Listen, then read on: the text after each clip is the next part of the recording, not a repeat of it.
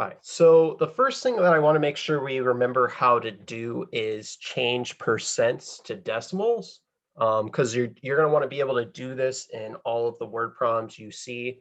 Like anytime you see a percent, you're going to want to change it into decimal form. So an easy way to do this is if you have a calculator, you just take your percent and you divide by 100.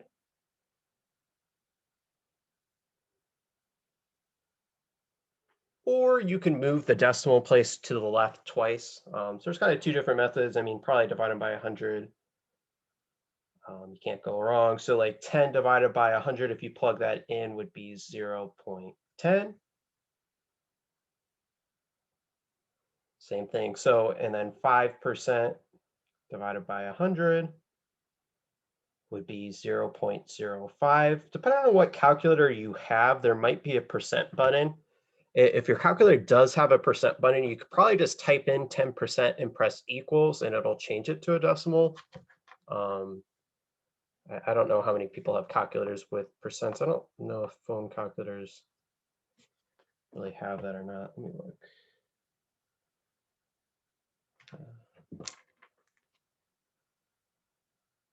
But so if you do have a percent button, that might be an easier way. So then this last one, same idea. If you divide it by 100, so that's 1.5, that would be 0.015. So just keep in mind that's how you change a percent to a decimal. If you want to think about it in money, like for example, 10% of a dollar is 10 cents, 5% of a dollar would be 5 cents, 1.5 would be like a penny and a half. So I mean, you can kind of sometimes think about it with money if that helps kind of wrap your head around these answers at all, if for some reason you're struggling. But what we're going to be looking at are exponential growth and decay problems. So a lot of things in life kind of don't fit necessarily a linear model. Like a linear model would be something that increases by a set amount each week or each month. So for example, like my pay would be linear. I get paid pretty much the same amount every week or every 2 weeks, not every week, I wish, but every 2 weeks. But some things grow exponential or they don't grow at a constant rate, or they could also decrease by a constant rate. So a lot of things kind of in life follow this kind of pattern. Population, like population of like either animals or people, don't tend to grow necessarily at a linear rate. They can grow exponentially. I mean, because once something has kids, then those kids can have kids, and then those kids can have kids. It can grow way faster than just like a standard rate. Mold grows, but I mean, it can grow exponentially. It starts small, it gets big fast.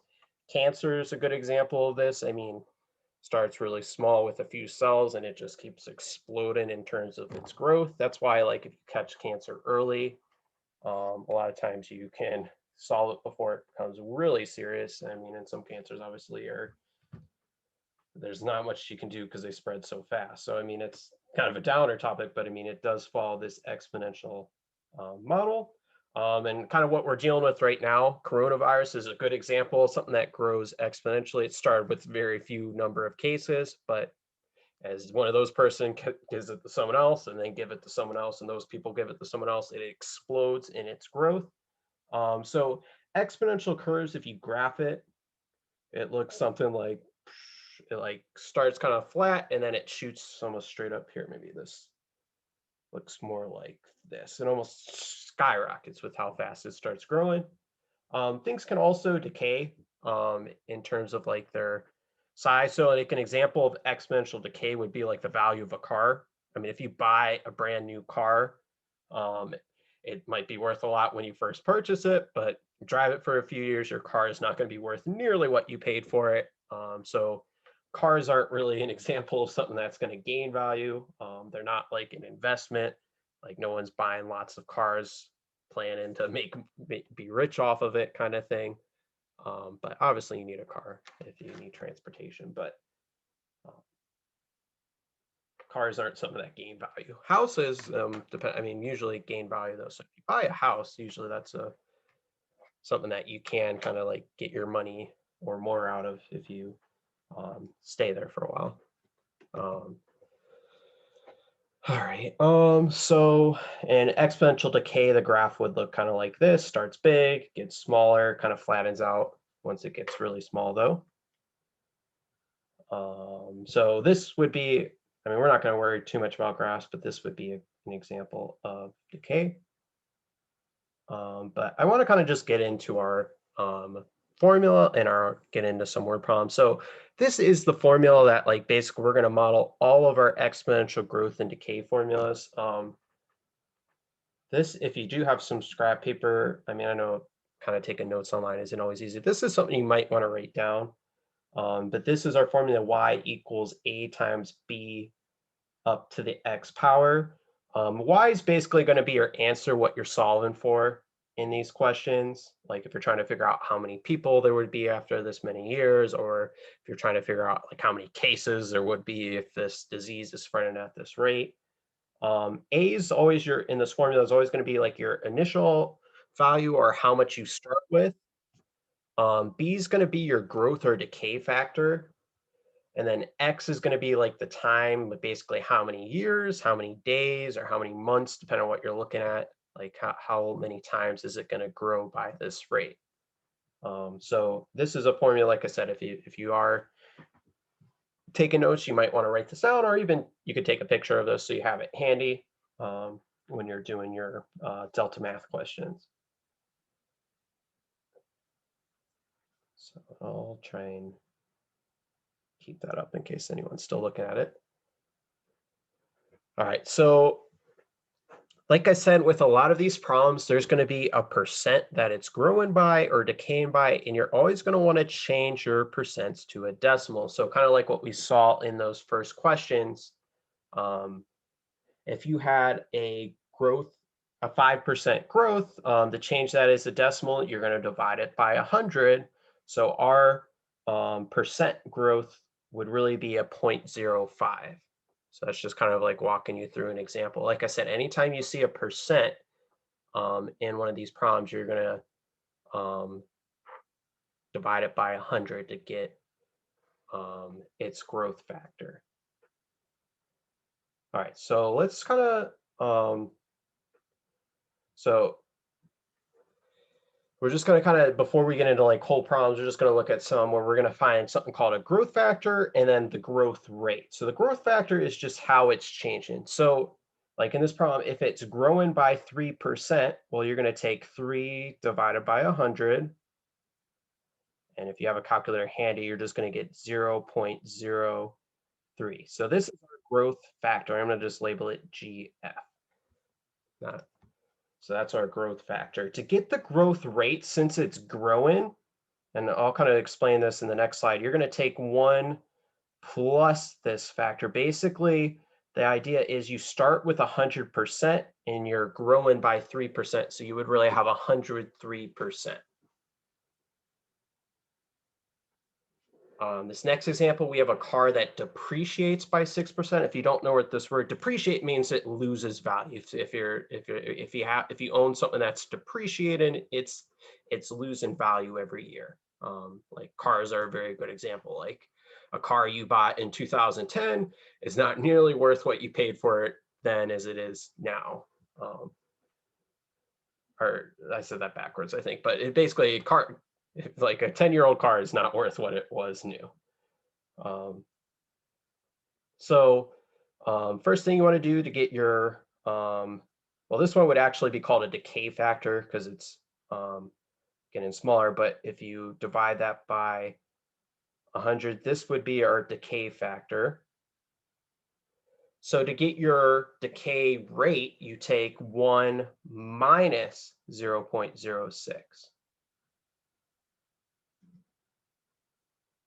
Because basically what this means is you would have 94% of what you started with every year. Like every year it lost 6% of what it was worth the year before. This one, since it was growing by 3%, you would have 103% of what you had each year. Like if something stays, like if you have 100%, like if you were, I don't know, like in terms of weight, I guess, if I weighed 100% of what I weighed last year, I would weigh exactly the same. If I weighed 105% of what I weighed last year, I mean, I would have gained a little bit. If I weighed 96% of what I weighed the year before, well, I'd have lost a few pounds. So that's kind of, if that kind of helps you wrap your head around it. So that's what I'm trying to explain in this next slide. So if you have growth, you add 100% to it. So you're going to have 1 plus whatever your growth factor was. If you have an exponential decay, you're going to subtract from 100% your decay factor. So we'll kind of see that when we get into some of these problems. But basically, for all these percent questions, you always start with 100%. You're either going to add to that 100% or subtract from it. Just double check there's questions so far. Yeah, I'm sorry if you guys are struggling. I know, like, coming back from break, I'm sorry. These notes, but so last thing, I just want to look at some examples. So we're going to look at 4 problems, then we'll kind of call it a day. So we'll finish up a little bit early today. But this first example we have, in 1990, Florida's population was 13 million, and the population was increasing at a rate of 1.7% each year. We're going to write a function that represents, sorry, that's a typo here. I should say Florida's population growth since 1990. Use your function to predict the population in 2018 Florida. So if you remember, we're using this formula, y equals a times b to the x. So the first thing you want to pull out of each problem is, what do you start with? So in this problem, we start with 13 million people.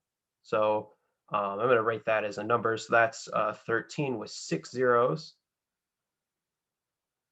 So that's 13 million. Clean that up. All right. Your growth factor is like how it's changing. So you want to pull out your percent. So like in this problem, that would be 1.7. But for all these, you never want to write a percent. You got to change it to a decimal. So divide it by 100.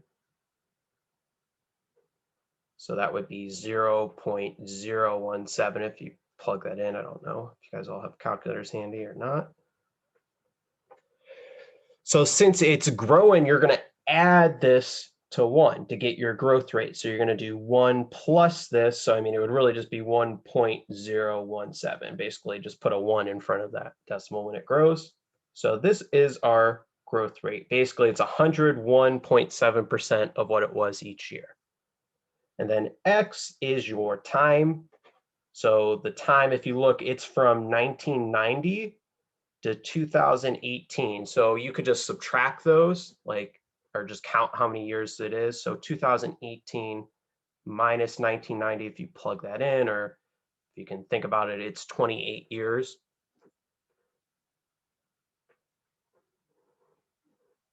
Okay, and then once we've got this info, I mean, to get your answer, you're just going to plug it into this formula. So y equals our a, so 13 million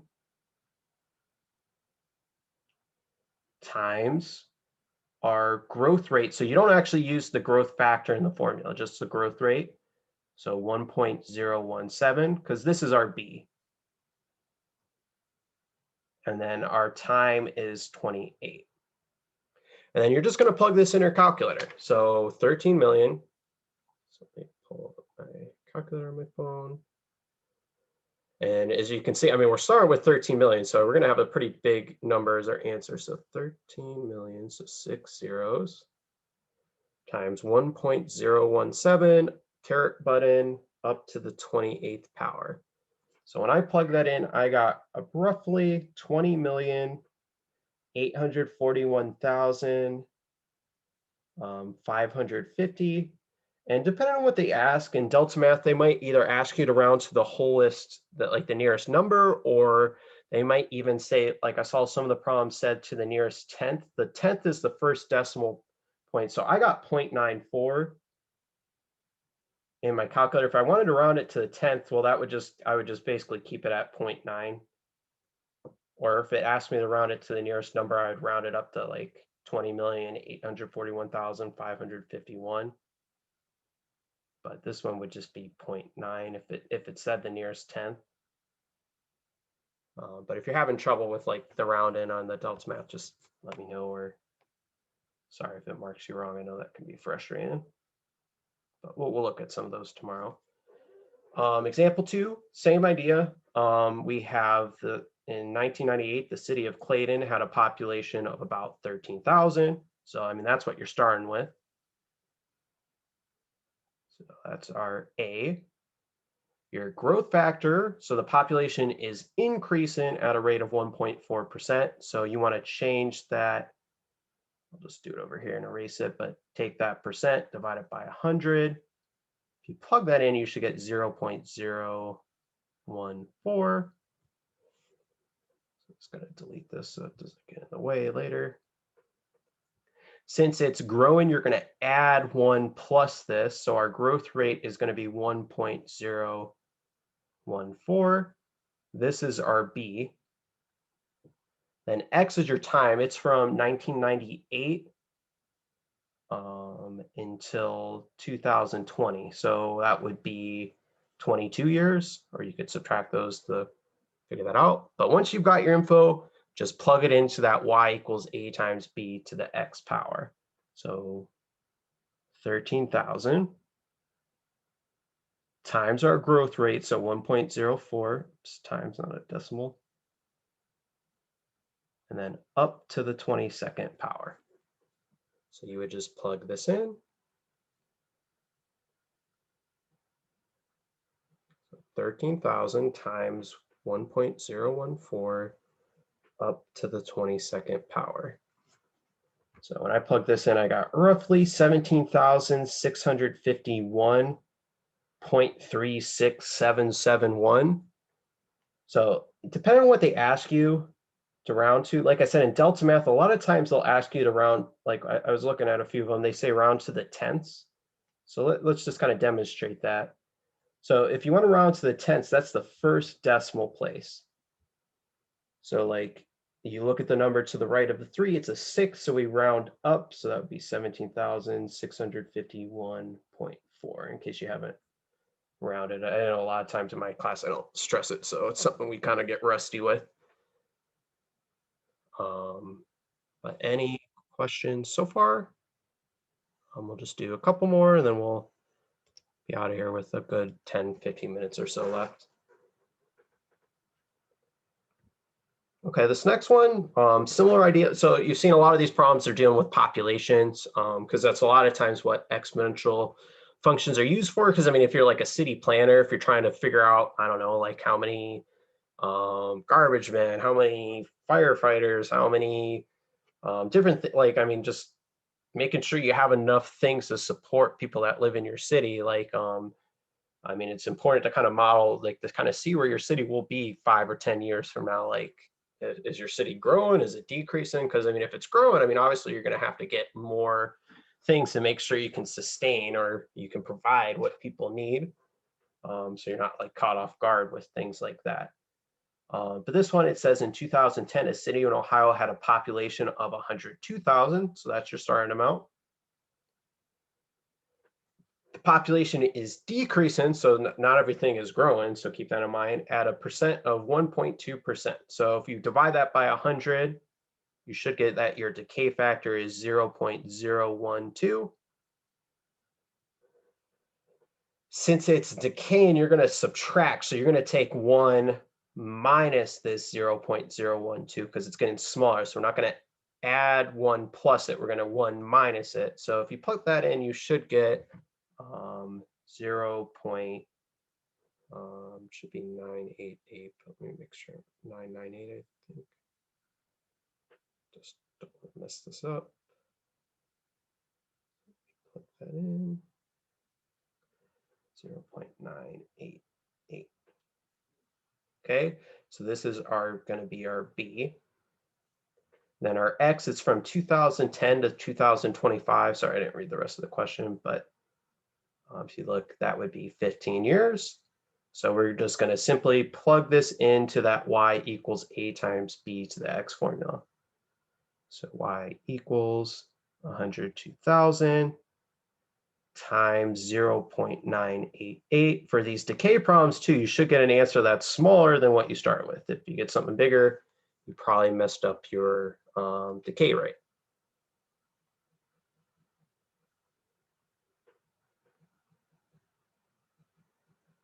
So I just plugged this in. I got roughly 85,104.85588. If you want to round to the tenths, that would be 0.9.